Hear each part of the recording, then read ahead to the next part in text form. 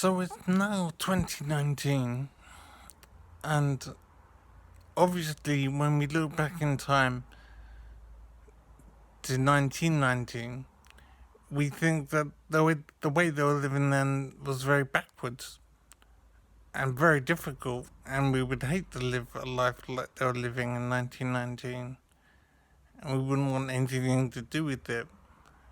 But it's just so amazing that people in 1919 would have thought back to 1819 and thought pretty much the same thing. That the way they were living in 1819 was so awful and backward, and the way they were living in 1919 was so much better, and they were glad to be living there, living in that time. So I'm wondering, how will people think of how we live now in 2119?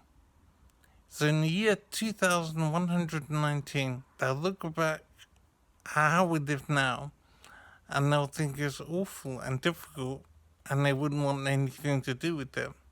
And they'd be so glad to be living in the time they lived then, and they would hate to be living the way we live now.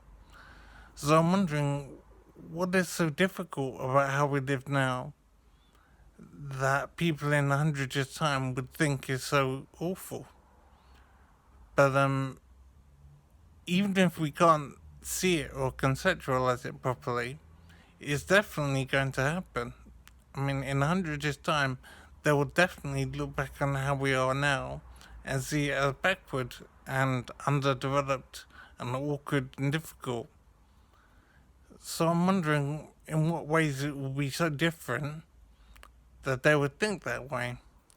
I'm thinking it's bound to be medically, and maybe food, and maybe accommodation.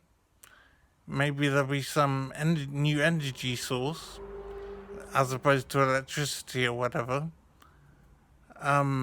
It's so difficult, and that's a flight of fancy to try and imagine how things would be so different.